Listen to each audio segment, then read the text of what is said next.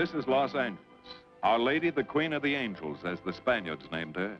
The fastest growing city in the nation. It's been called a bunch of suburbs in search of a city. And it's been called the glamour capital of the world. A mecca for tourists. A stopover for transients. A target for gangsters. A haven for those fleeing from winter. A home for the hard-working. It is a city holding the hopes and dreams of over 2 million people. It sprawls out horizontally over 452 square miles of valleys and upland, of foothills and beaches. Because of that vast area, and because of a population made up of people from every state in the Union, Los Angeles is the largest police beat in the country, and one of the toughest. We're going to take you into the city hall where police headquarters are located. Here in communications are the ears and voice of the police. The lights on the complaint board flash 24 hours a day. Citizens reporting a prowler, a lost child, a man molesting a woman, an auto accident, a wild party. Spend an hour or two here and you will think the whole city has gone berserk. Minute by minute, the orders go out to the radio cars in the far-flung divisions. Watts and Wilshire and West Los Angeles. Hollywood and Hollenbeck Heights in North Hollywood. The work of the police, like that of woman, is never done. This is the case history of a killer, taken from the files of the Detective Division. The facts are told here as they happen. The story properly starts here in Hollywood Division headquarters at 1 o'clock of a June morning last year. Officer Robert Rawlins had finished his tour of duty and signed out. It had been a tough day. He'd be glad to get home. His wife would be waiting up for him as she always did.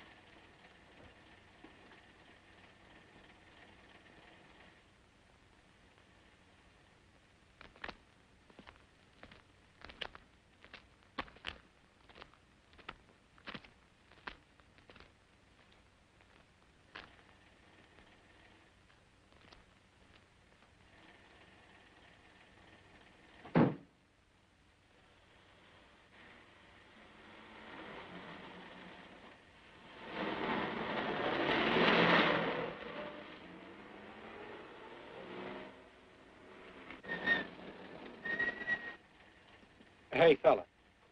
Come here. What were you doing back at that radio shop? Just looking. I was on my way home. Live around here? Yeah, a couple blocks down. Let me see some identification. Sure. Yeah, I guess I forgot my wallet. Look, lad, I've got to see some identification. How about my Army discharge? I got it right here.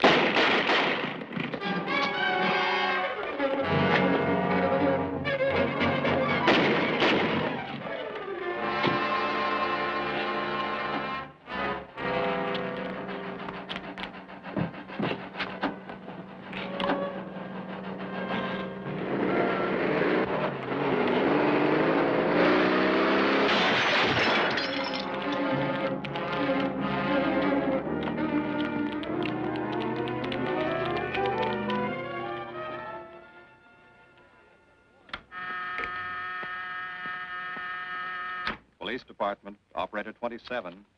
I want to report the shooting of a policeman. Hold on, please. Give me that again, please. I'm calling to report the shooting of a policeman. What's the address? 5057 State Street, just west of Santa Monica. Just a minute.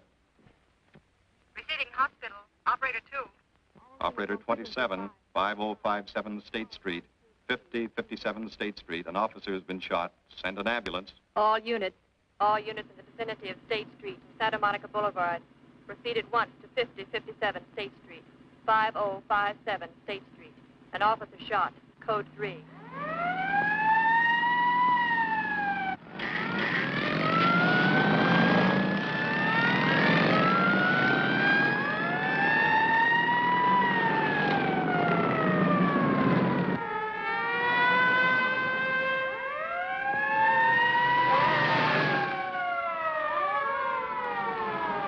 ADK to Control 1.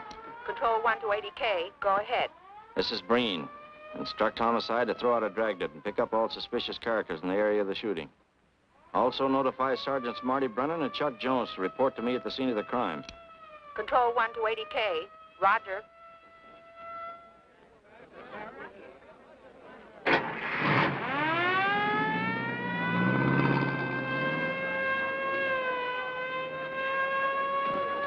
I see. Well, what have you got so far?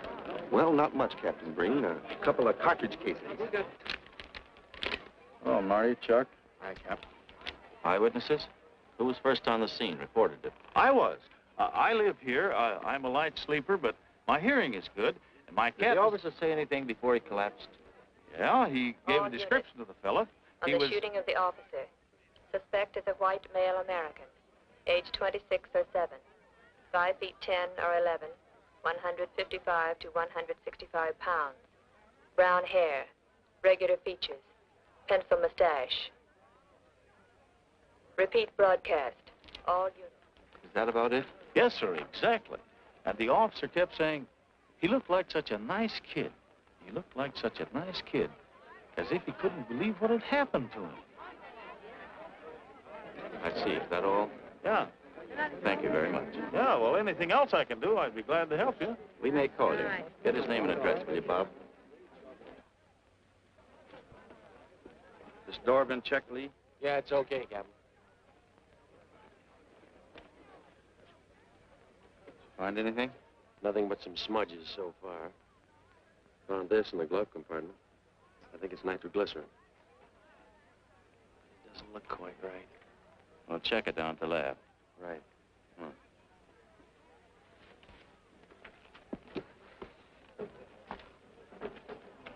Open this up, Joe. No key, Captain. Try it open.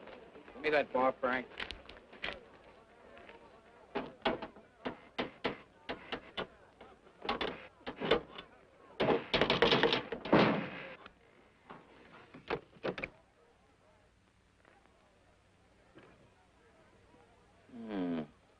Regular arsenal. Yeah, get a load of that. What is it? I don't know. It looks like some kind of an electrical device. United States Navy.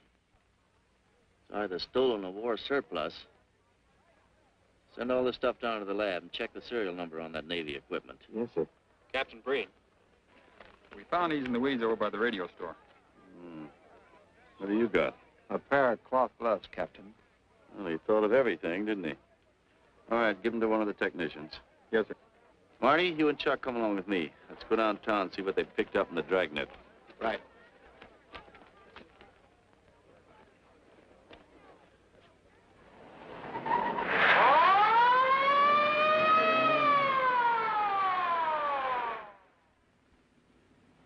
You know him, Marty? Yeah. I know his wife, too. Ever since high school. Captain, I wish you'd let Chuck and me handle this case. All right. I don't want any dead heroes. I just want the man who shot Rollins.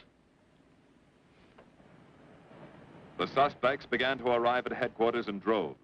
The police tossed every motel and hotel and many private homes in a 4-square-mile area around the scene of the shooting. Every available radio car and patrolman and detective was out on the dragnet. The strings were being drawn tighter and tighter. Many a man returning from a date or a late party or a poker game surprisingly found himself in a squad car, its siren screaming as it brought him to the detective bureau. The dragnet gathered in some strange fish, and many ordinary ones. All the rest of that night, the detectives probed, needled, questioned, quizzed. Everything was checked. Fingerprints, names, addresses, stories. Every fish in the net was examined. Most of them thrown back into the sea, not worth keeping. Except a few parole violators and slightly shady characters whose stories needed a lot of verifying. I wasn't prowling no cards. Just taking a walk, you know, getting in condition. You were running when the radio car picked you up. Yeah? Maybe that's why the guys call me Punchy. He's got a point there. 2 felony convictions, no warrant, no warrant. He's on parole. Book him, violation of parole. Let's have the next one, Joe. What were you doing in that vacant lot? The vacant lot. Lot? What were you doing in it at that time of night? Niệm của mình cũng to lo ngồi ngồi xì hữu nội lo ngồi ấy 30 cái nền mì lúc dưới lại của ngồi sinh thành nghe ngồi thành ca giờ ngồi từ đầu ra sang gì. You say your name is Ralph Henderson. So what? Well, you know, it's a funny thing, Ralph. There's a guy around this town that's been wearing your fingerprints. Only his name is Pete Hannon. Okay. So I'm dead. So what's one more confession in my life? Now you're talking, Hammond. Okay, Andy. Hello, Harry. What have we got here? Oh, some robbery suspects. Candidates for San Quentin. Handsome here is the big shot. He runs the outfit. Have a gander at his record. Car theft, escape from reform school, robbery, assault with a deadly weapon. Not bad. Look at the heater we found on him. German Luger, fully loaded. Redhead here tried to carve up one of the arresting officers with this pretty toy. Nice boys. By dawn, many minor wrongdoings had been uncovered, and a few incipient felonies. The checking of the suspects had been thorough, painstaking, and tedious. But all the work was for nothing. The man who had shot Officer Rollins was not among them. He remained no more than a description, a shadow of a man, mysterious, elusive, deadly, hidden away somewhere in the vast city. As for Rollins himself, he couldn't help. He was in a coma at receiving hospital. Mrs. Rollins waited out the long, tense hours while her husband fought to live. Many another officer's wife had so waited. Many another will. The word came shortly after sunup.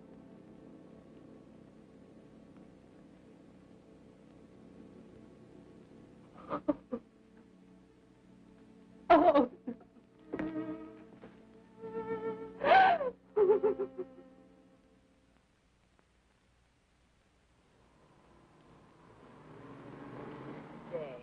A white male American, 26 or 7, 5 feet 10 or 11, 155 to 165 pounds, brown hair, regular features, pencil mustache.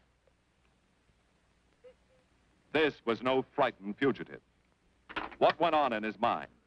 Why had he set his hand against his fellow men, taken the life of another, of a stranger, of a man who was merely doing his duty?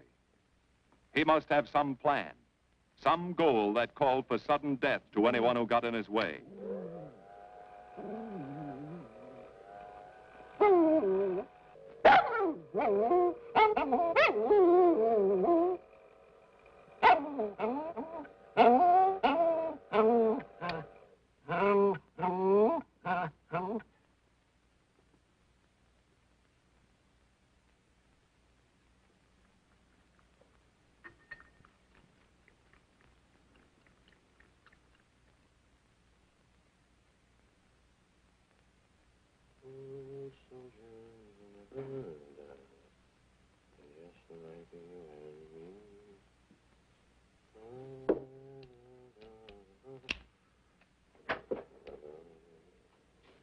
Good morning, boys. Morning, Lee. Hi, Professor. Well, I thought this was safe-cracker soup. You gonna drink it, I hope? I'm really a nice guy. Stick around. I'll prove it. Come over here.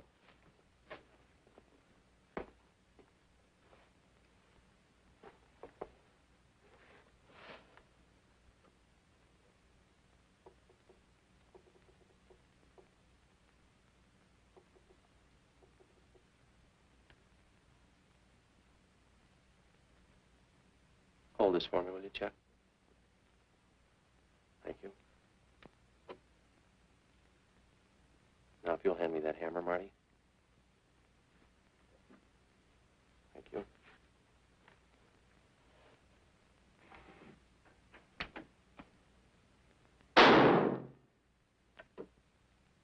Yeah. Nitroglycerin. I didn't ask for a collection of fingers, just fingerprints. All those nice fingerprints on the car belong to the man it was stolen from, Cap. Nothing on the guns or picklocks? Not even an interesting smudge. The gloves? Common type, worn by undertakers. I'll check on them. They won't show anything. What did your scientific test show? A couple of little things. Tool identification on these picklocks.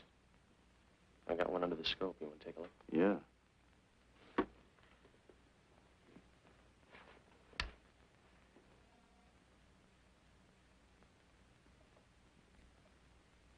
Take a look. I see.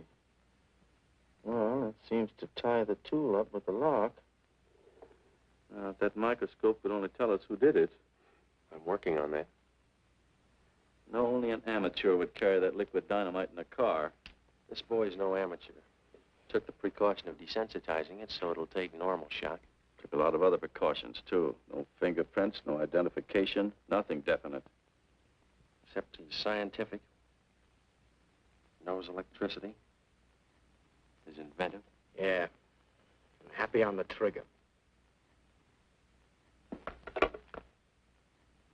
This is Captain Breen. Get me Captain Stevens a burglary, will you? I hate to disappoint you, Lee, but I think you've come up with something. Hello, Steve. How are you? Did your daughter's marriage come off all right? Good. Look, Steve, on those burglaries of electrical equipment lately, were there any where picklocks were used to gain entry? Good. Well, let me know if there's another report of one, will you? I've got an idea the Rawlins killer may be tied in with those. Fine. And give my regards to the newlyweds, too. So long, Steve. Well, what are you waiting for? You've got a job, haven't you? Get going. Yeah, let's go, Junior. Hold this for me, will you, Lee? Thanks. And so, with no fingerprints and only a vague description to go by, Sergeant Brennan turned to the modus operandi file. A criminal, like any human being, has his own habit patterns, unconscious traits that can lead to his downfall.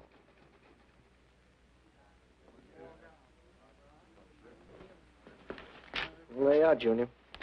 List of burglars who use picklocks for entry. Oh, great. This narrows it down to just a couple of hundred suspects in this area. Give me a match, will you? That may not be so bad. This guy's improved on the system. Maybe he's left his trademark on some other job. Well, here we go, legging it all over town, asking a million questions. What you paid for, isn't it?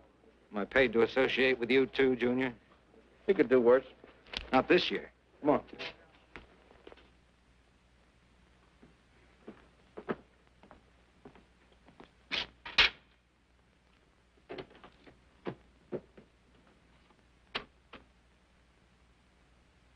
Car 12, car 12, in the 10,000 block on Mississippi. A 394-15 disturbance.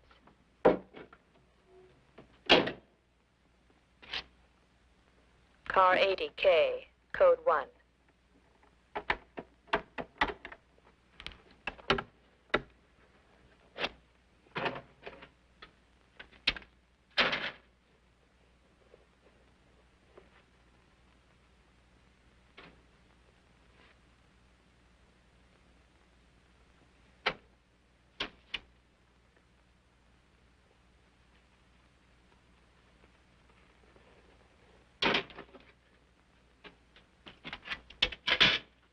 All units, on the broadcast of the suspect arrested in the shooting of Patrolman Rawlins. Cancel the cancellation. Suspect released from custody.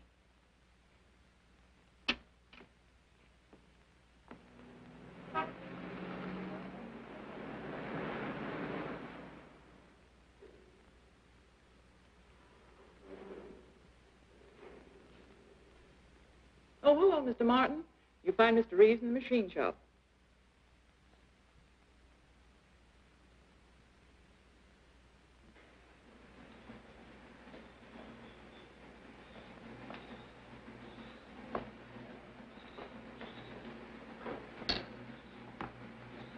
Hello, Roy. Glad to see you.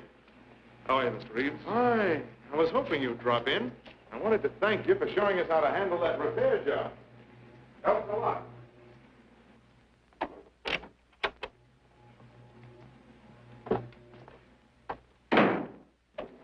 Oh, what have we got this time?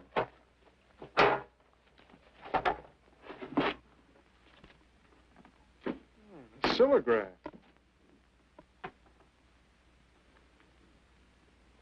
Well, there are plenty of these around, Roy. Not like this one. Yes, I see. I suppose, as usual, you've added your own improvements. You know, it seems wrong that a man of your talent should bother consigning equipment for rental. I'd like to see you devote yourself entirely to experimental electronics. It'll come one day. I'll have a place like this. Well, why wait? I've got a pretty good setup here. You'd have modern equipment to work with, a lab, and my confidence. Thanks, Mr. Reeves. I have other plans. But, Roy, you can't tell where it'll lead. Might even work your way around to a percentage of the business. I like it this way. You just rent out my equipment. All right, Roy. All right. But if you should change your mind... I'm not likely to change my mind. I suppose you want me to set this up for rental, too. Mr. Reeves, you've already got 5 pieces of my equipment. You'd like to know what results I've had from the rental so far, Well, I can't say as I blame you. I think you'll find this satisfactory. Satisfactory. Goodbye, Mr. Reeves. And you'll come back again soon, won't you? Sure. Oh, incidentally, how's that television projector coming along? The one you said would reflect a 12-foot image. Still working on it. I just wanted you to know I've already set up a rental on it. In fact, I think they'd like to buy. It'll come pretty high. Oh, money's no consideration with this customer.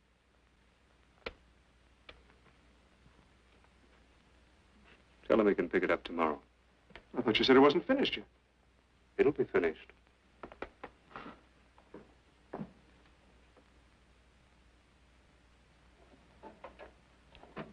It uses an image fixer and then projects by ordinary incandescence. Roy, this is the best television projector I've ever seen. Let's hope that your customer thinks so. He will. Yes? Send him right in, Charlotte. There, you see, our customer is here, begging for the privilege of buying. Better be running along. I'm not much good at business. Oh, but Roy, he'll want to congratulate you. Just see that the price is right. All right, Roy. I'll get you a good deal. So long. See you.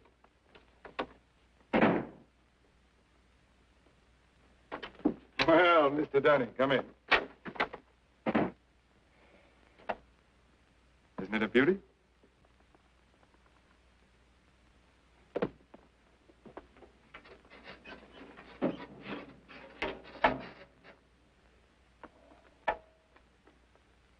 It's a beauty, all right. You like it? I certainly do like it. You see, it's mine. What do you mean? Let me have the police. I built it. Spent years on it. Oh, you must be crazy. Roy built this machine himself. Your friend's a crook, Paul. You've been taken in. Hello? Give me the burglary detail. Dear Jim, regarding your inquiry on a .38 caliber Smith & Wesson revolver, serial... Oh, come in, boys. Burglary detail just sent this report through. It's a man named Dunning reports tracing a stolen television projector to the Reeves Electronics Lab. Think it's a tie with the Rawlins case? Well, take a look at this fellow Reeves and see what gives. I'll notify burglary we're following up on it. Right. Come on, Junior. What else did he place with you for rental? Oh, a number of things. All war surplus that he bought on his veterans rating. Oh, is this more of his equipment? Yes. Yes, he left it here on consignment. I'm sure that Roy can explain everything. Well, maybe he can, Mr. Reeves, if you'll tell us where he lives. But I don't know. Mr. Martin's on the phone, sir. I'd better talk to him. I think so, Mr. Reeves. I'll take it in the superintendent's office.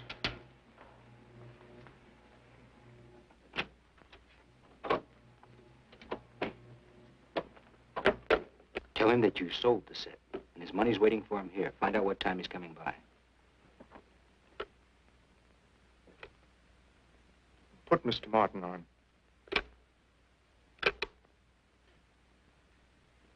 Hello, Roy? Yes, I've sold it. Your money is waiting here for you. Yes, I'll be working late tonight. What time will you be by? First thing in the morning. Well, maybe you better come in tonight, Roy. A couple of things I want cleared up. Like what? Oh, technical things. Besides, I don't like to leave the money in the plant overnight. How about 8:30? Fine. I'll see you then. I'll leave the front door unlocked.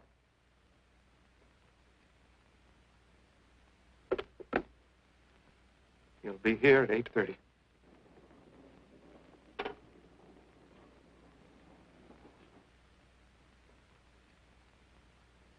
Well, I'll just run along home and get some dinner. We'd like you to stay too, Mr. Reeves. Why? For company.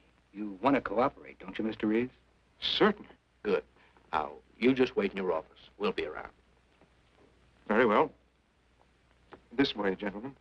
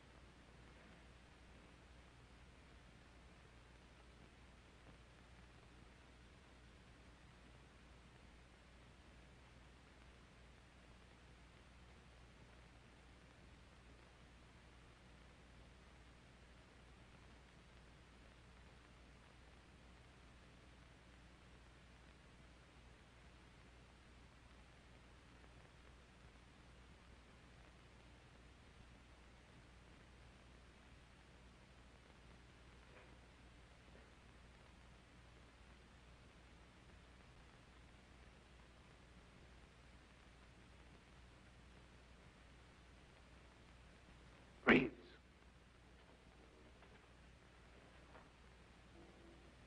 That you, Roy?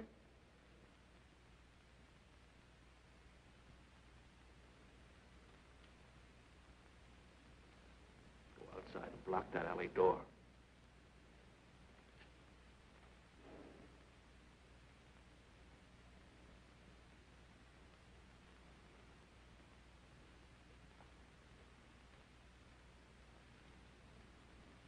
Where are you, Roy?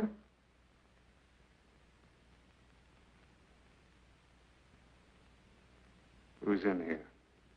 No one. I'm alone.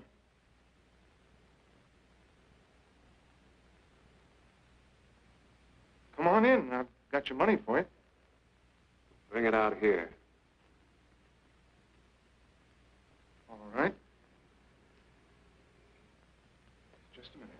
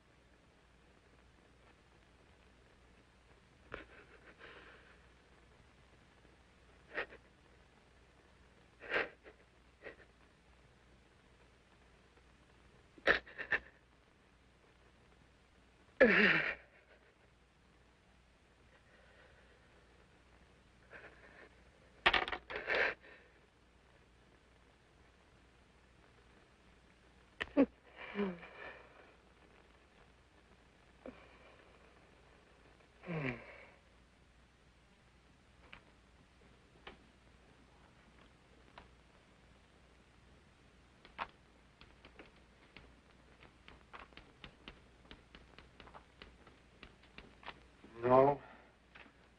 None of them even looks like Roy Martin. He had such a fine face. Didn't keep him from carrying a gun. Or didn't you know that? No, I didn't. I've told you all I know, all he ever told me. What about his friends? Didn't he have a girl? No, I don't think so. He had no interest in anything but electronics. Where'd he pick up the subject? Books, magazines. Mostly from the Signal Corps. He was attached to a radar unit. Get a teletype off to the War Department. That might help.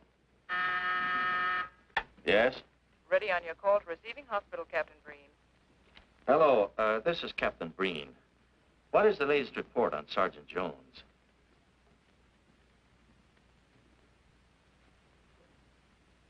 I see. Well, let me know if there's any change, will you? Thanks. Chuck's in pretty bad shape, Marty. He's paralyzed. May never walk again.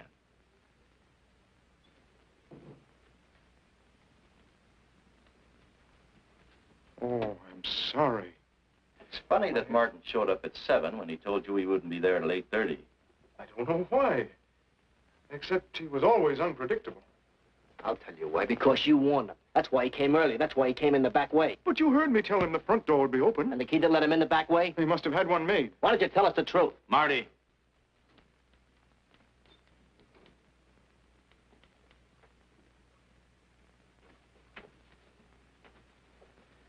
Now, look, Paul.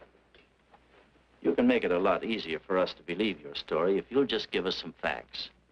Something that might help us. I told you all I know. I've been gullible, all right, letting him make a fool of me. But I'd do anything to make up for what he did to Detective Jones. Sure you would. You can go now. Oh, thanks. Thanks. My friends, they can vouch for my character. That's good. We'll call you if we need you. Thank you very much. I think he's telling the truth, Marty. I think he's just gullible, like he said. What about the stolen stuff he was trying to peddle for Martin? We'll use it for bait. Maybe Martin will come back for it. Then we can ask him. Here. Nevertheless, I want a 24-hour tail put on Reeves, and I want a watch on his home and his factory. Right. You can keep those. Okay, Captain.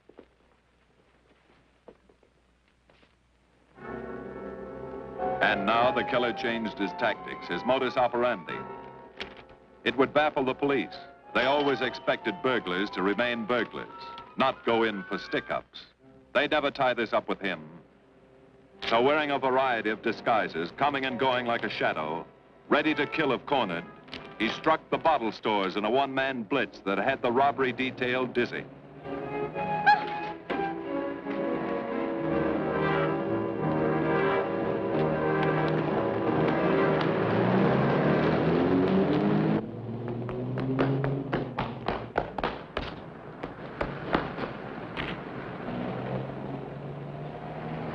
The killer, always resourceful, always thinking along lines that would baffle his hunters, had discovered an ideal avenue of escape.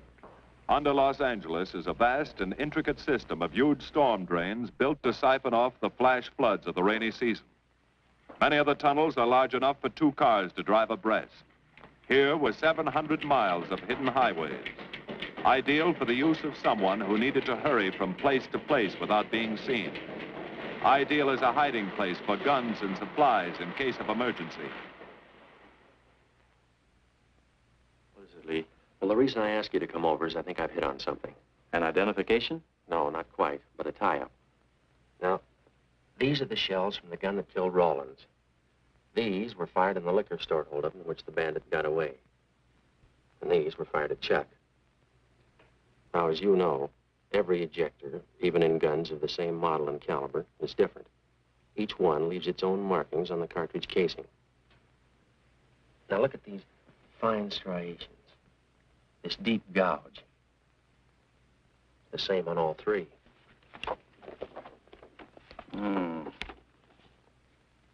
In other words, the man who killed Rawlins and the man who shot at Jones and Brennan, the stick-up who's blitzing the liquor stores are all the same man. Right.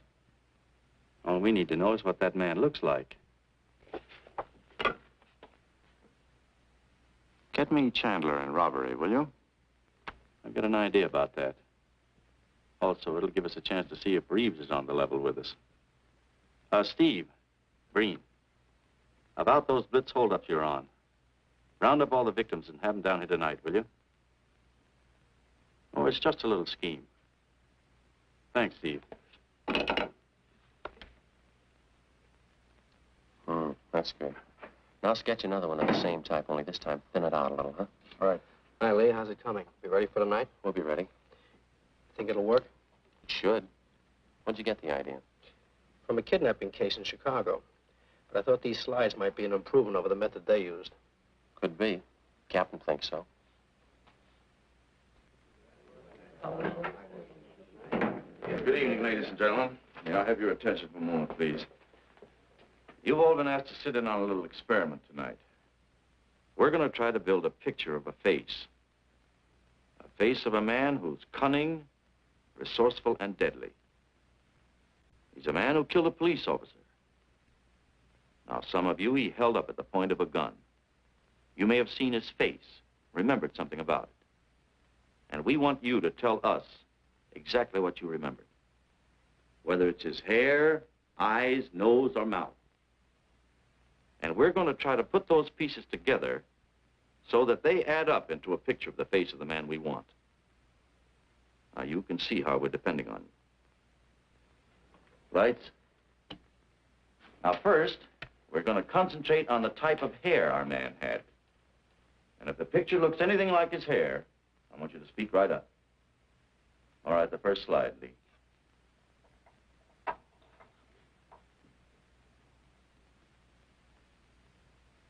His hair had waves in it, well-groomed. That's the idea, Miss Smith.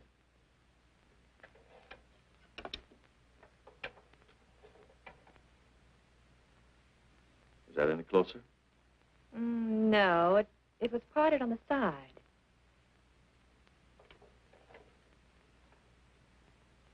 Oh, that's more like it, except it was thicker.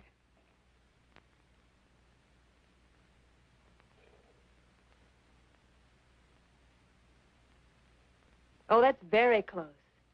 Yes, that's the way his forehead looked. It was broad and high. All right, hold that slide. Now, the next series of slides will take into account his eyes.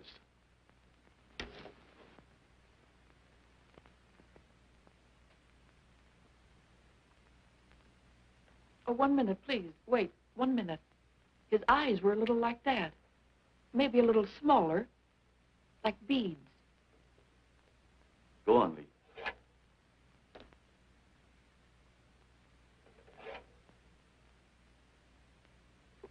Now you've got it. Now, hold that slide, Lee. Anyone else? That looks like him, only a little madder. He had a patch over one eye when he come into my my place of business. I remember noticing that the one showing was blue. Well, the guy that stuck me up had on horn-rimmed glasses. He was wearing a Band-Aid across his nose when he knocked me over. Uh-huh. All right, hold that, Lee.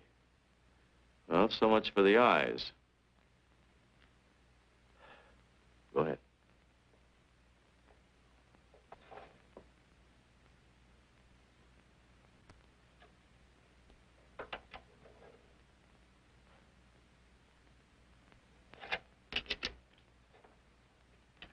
Señor Capitán. Yes, Miss Montalvo? Ay, ¿cómo se dice en inglés? A sus órdenes, señorita. Ah, qué bien. En este bandido, la nariz fue chata, como aquella, pero un poco más chata y más ancha. Like that, Captain, but more snub, wider. Try another one, Lee.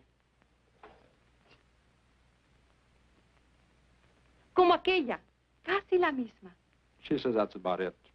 Thank you very much, Miss Montalvo. Get Reeves. Any more comments? That's pretty close, all right. Pretty close. Perfect. All right, now we'll start on the mouth and chin. The next series, Lee.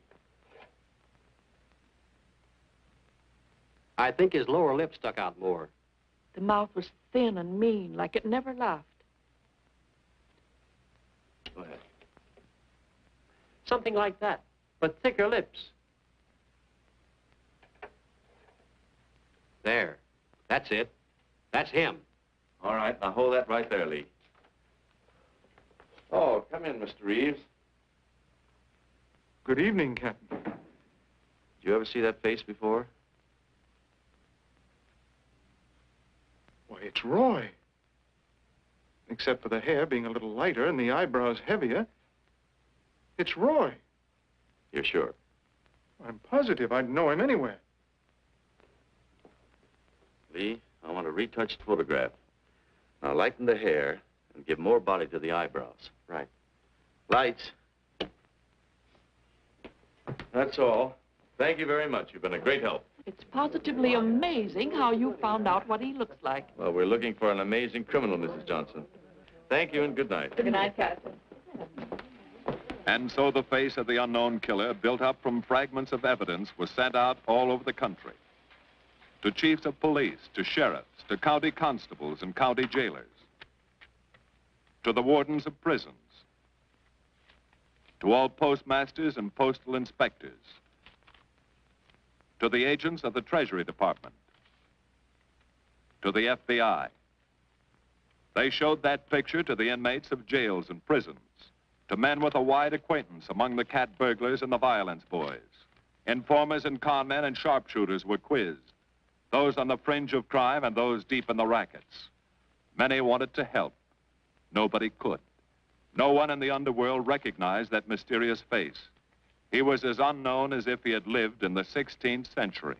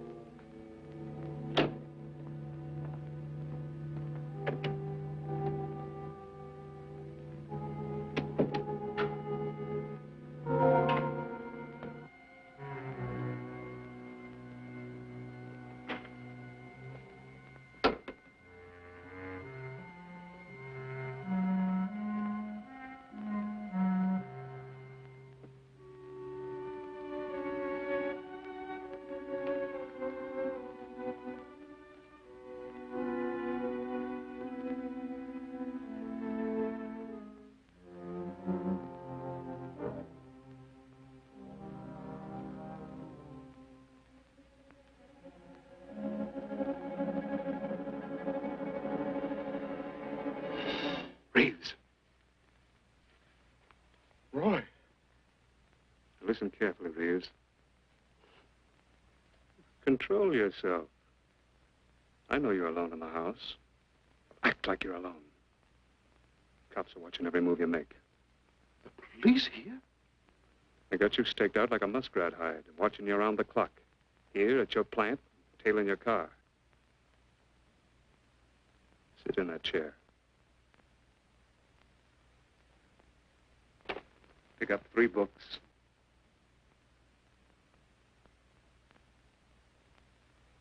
Don't look up and don't answer me. All right. But glance at the books.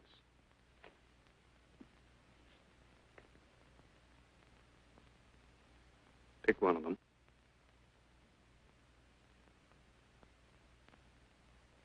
Okay. Now, that's the book you want to read before you go to bed. Now, get up and turn off the lamp.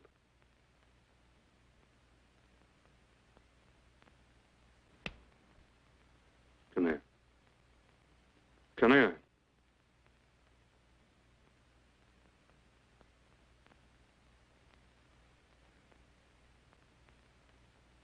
Go in the den.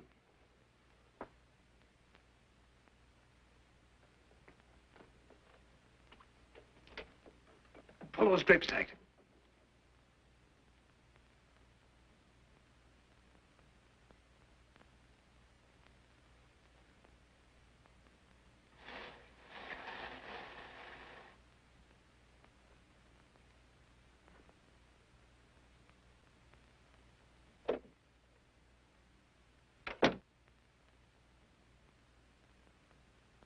Get away from him.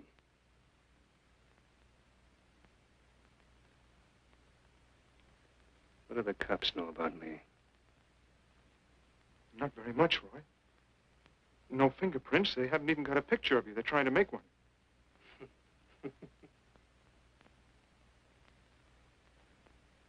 How much cash you got in the house? None. I never keep any cash in the house. It isn't good business. I suppose you think it was good business letting me walk into that trap. No, Roy, no. Don't do anything you'll regret. Now listen to me. It isn't too late. Give yourself up. Come to your senses before you kill someone else.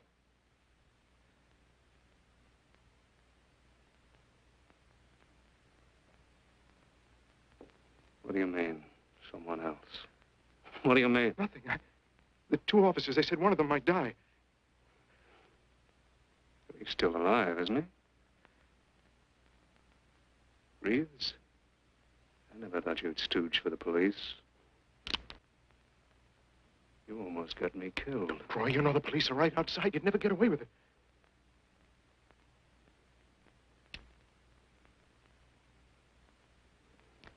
That's right. Now you're being sensible. I know there's money here. Where is it? Don't worry. I'll get it.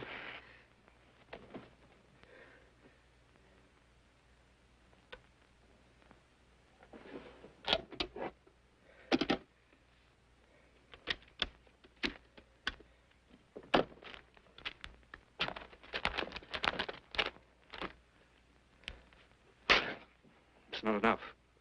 Stuff you've got in mind is worth thousands. I'll get more. Get it. Keep it handy. I'll be back next week, next month. But get it and have it ready. Just give me time.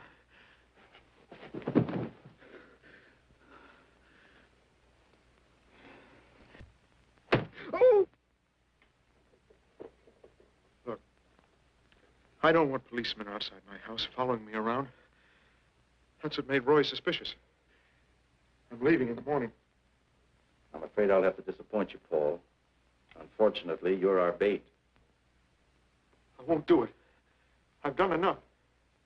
Look, no one's done enough until we find this killer. I asked you to keep a sharp lookout on this house, Marty. I did. Two of the best undercover men in the department were assigned here. That didn't keep Martin from getting in. What's the matter? You tired?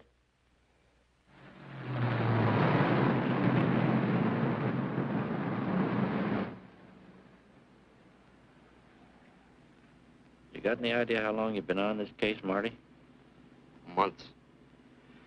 Long enough to have come up with something by this time. You know any more about the Rawlins killer than you knew the first week? Yeah. It is about the toughest nut I've ever had to crack. That's what I told the chief when he called me in this afternoon and wanted to know why the case hadn't been broken. Look, Captain. Rawlins was a friend of mine. So's Chuck. I've got a bigger stake in this than the chief knows. I'm doing everything I can. I'm afraid it's not enough, Marty. Maybe you're too close to it to see it clearly. Maybe it needs a fresh team, a new viewpoint.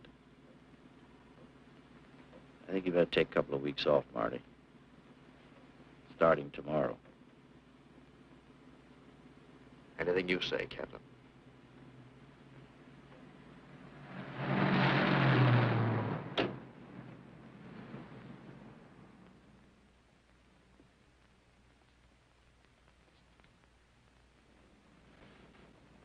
Hiya, Marty. Hi, Chuck. Meet Miss Scanlon, my new bodyguard. He's the one I've been telling you about. Oh, you mean the one with the steel trap brain? How do you do? Hello. Say, this guy been behaving? After a fashion. See, she takes me out in my go-kart, puts me to bed, wakes me up, dresses me. You're perfectly capable of dressing yourself now. Mr. Jones. I'll be back in a few minutes. Well, how's it been going, Junior? Oh, pretty good, Chuck, pretty good. Is that why you're off the case? How'd you know? Breen was in to see me this morning. Oh. Suppose he also told you they put a new team on the case. He told me everything. Yeah. Let's see what his new boys dig up. Well, maybe they'll examine the facts of the case a little more carefully. What facts? That our man's sharp, that he's intelligent and works alone, that he has no record, never leaves a fingerprint and knows every move we make? Sure, plenty of facts, only they add up to nothing. Sure, forget it. You got yourself a 10-day vacation. Go on down to the beach, get a suntan. By the time you get back, the case will be broken. Isn't that what you want? You know better than that. All I know is what I hear. You sit there batting your gums about how the old man let you down. Maybe he's trying to wake you up. He's got a funny way of showing it. There you go, flying off the handle. Always taking things for granted. I wish I could get up and boot some sense into you. He knew what this case meant to me. He still does. That's why he's trying to get you mad enough to do something about it. You don't really figure that's his idea, do you? I know it is. Ah, it's a tough case, Chuck. Not an angle, nothing to go on. You'd know what I meant if you were out working with me. I have been working with you. That's all I've had to do lately, just sit around studying what little facts we have, trying to figure out who he might be. You know the kind of a guy we're up against, then. I tell you, Chuck, this guy's a genius the way he operates. As if he were right there with us every time we go out after a lead. Oh, sure. Breen's been tipping him off just to make you look bad. Yeah, almost like that. Well, he beats us to the punch every time. There's your angle. You just hit it on the head, but you don't see it. Look, start adding. 1, he's unknown to the underworld. 2, he beats you to the punch, right? And 3, it's almost as if he were with you. Isn't that what you said? Yeah? Well, tie that up with a lot of other little things, like the fact that he uses a police gun and the accuracy of the shooting. Anybody could buy a police gun, and the Army could have taught him how to shoot. Yeah, but who taught him how the police operate? Oh, I know what you're driving at, Chuck. But a cop. Those things happen. Yeah. Now, if I were still in the case, I'd start with our own department first, then Santa Monica, Culver City, Burbank, Pasadena. See you later, Junior. Hey! Don't let him out of your sight, beautiful. It's the first time in years he's used his head.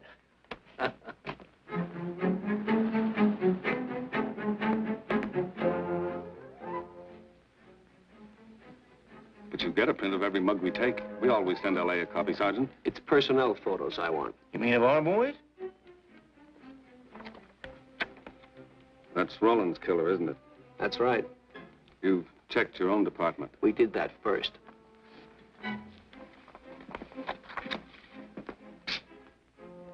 And so the tedious quest went on. Sergeant Brennan wore out his shoes and his patience, going from police station to police station, checking photos until his eyes were blurry. For police work is not all glamour and excitement and glory. There are days and days of routine, of tedious probing, of tireless searching, fruitless days, days when nothing goes right, when it seems as if no one could ever think his way through the maze of baffling trails a criminal leaves. But the answer to that is persistence, and the hope that sooner or later something will turn up, some tiny lead that can grow into a warm trail and point to the cracking of a tough case.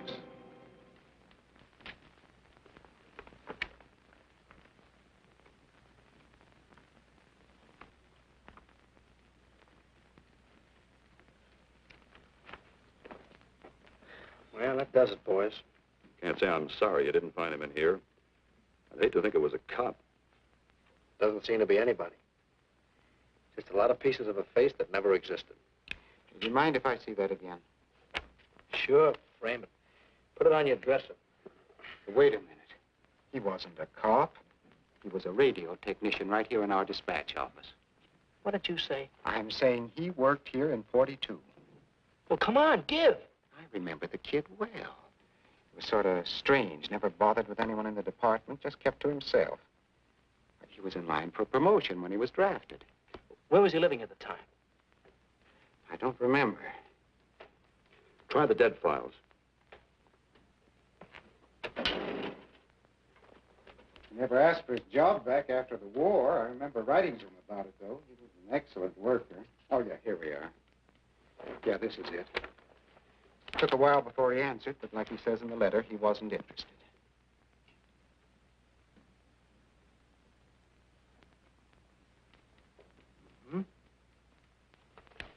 Postmarked Hollywood. No return address. What do you want us to do? All the work? Oh, thanks a lot, Freddie. You remember, he was a civilian employee.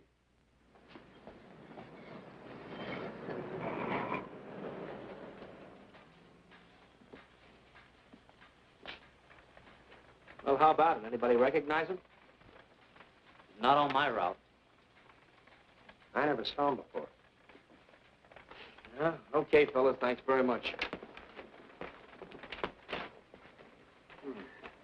I thought for a minute... No. And yet that face. I wonder. Yeah? Well, this may not mean anything, but he looks like a guy that's on my route. He never gets any mail, but I see him around here all the time. He lives in one of the courts. Where? Come on, I'll show you. It's not that easy. What time does your route take you past those courts? About 9 o'clock. Why? Just thinking.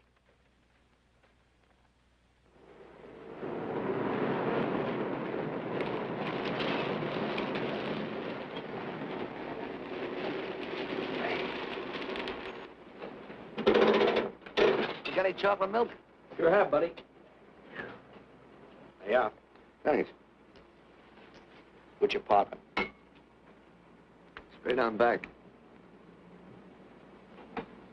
Second in the yell. Number 7. Right. Kind of warm today, huh? Oh, it's not too bad for this time of the year.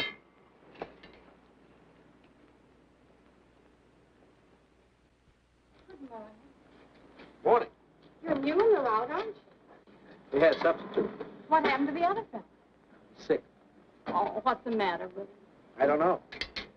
I catch everything. Hear about it on the radio, and next morning I got it. Too bad. You aren't very social. The regular fellow always stops and talks to you. Sorry, Eddie, I'm a little late this morning. I was hoping maybe you could help me. There's something very funny going on in this court. Yeah? I was scared to go to the police with it. I thought maybe I might be poisoned. What? Yeah. By the manager. She's a witch. She's a what? A witch. She puts poison in my milk. Oh, I see. Look, you switch the bottles when she isn't looking, see? Drink her milk. Then you'll be safe, right?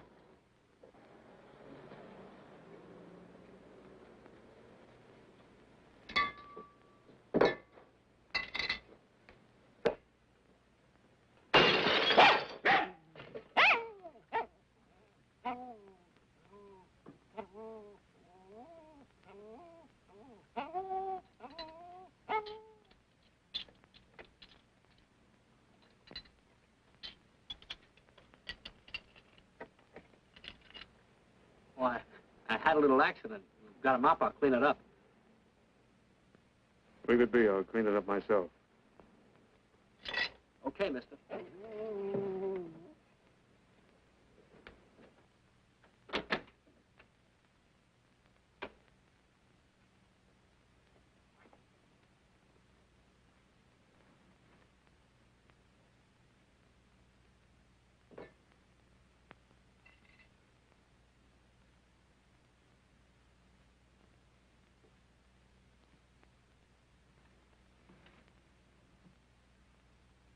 The place is called Bellevue Court.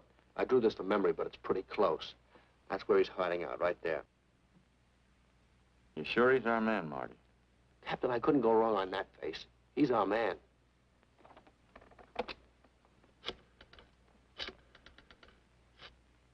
Now, there are 5 cottages in this area, and 2, number 6 and 7, in the L at the end of the row. Our man lives in number 7. This building department plan will show you the whole layout. It's bounded on 3 sides by Fuller, Santa Monica, and Poinsettia. Now, the court is partly surrounded by a high wall. Breen, homicide. Good. You keep your eyes open until we get there. Morgan has just gone into his bungalow alone. Any questions? All right, you all have your instructions. Let's go.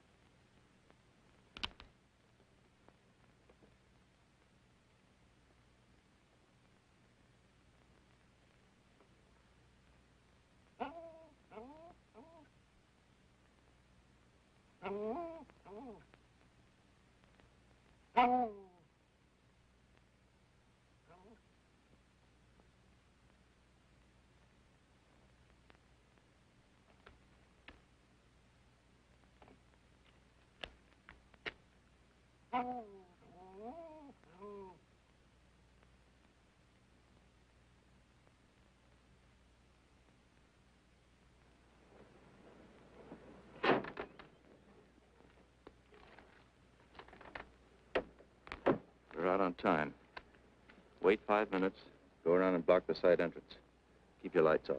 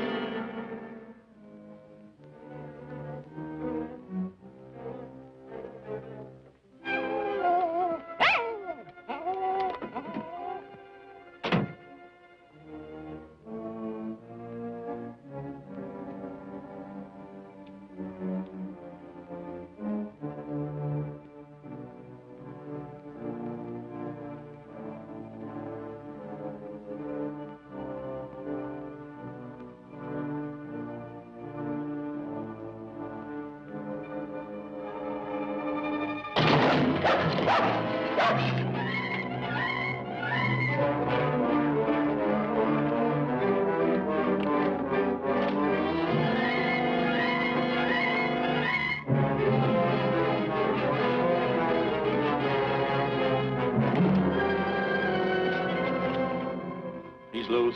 I want a radio car in a hurry.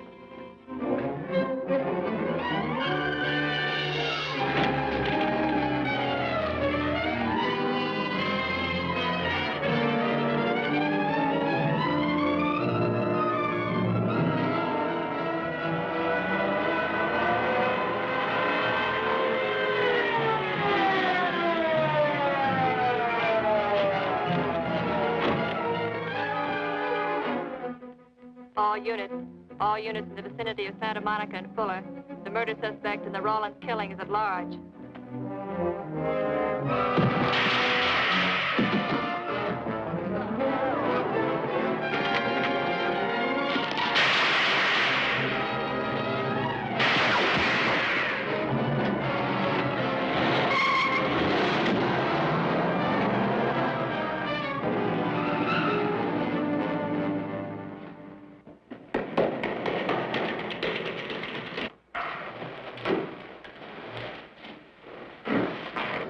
I want a map covering the storm drain system in this area.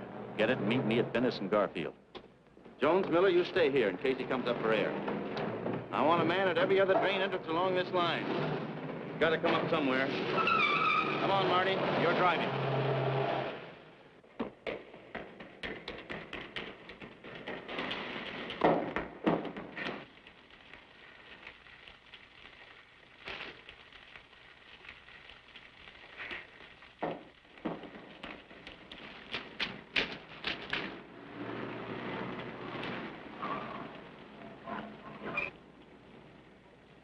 Keep this drain covered.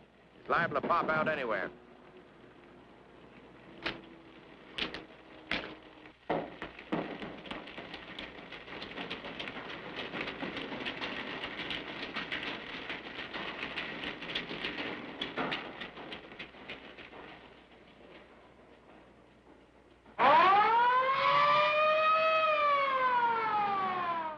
Why Venice and Garfield, Captain? It's the main intersection of the system. We can head him off that way. ADK to Control 1. Clear frequency 7. This is an emergency. Control 1 to all cars on frequency 7. Stand by. Control 1 to ADK. Go ahead. Notify homicide. Send the following to Venice and Garfield. 4 squads, battle lanterns, gas mask, tear gas. Urgent. This is a code 3. Control 1 to ADK. Roger.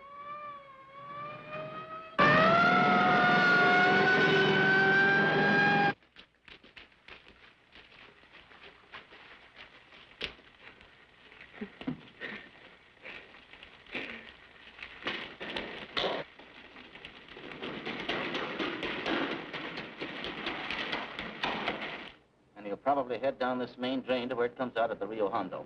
Now, you take your squad and cover that exit. Right. Keep all spare radio cars cruising back and forth along this main street. Watch the curb inlets. We'll go in here.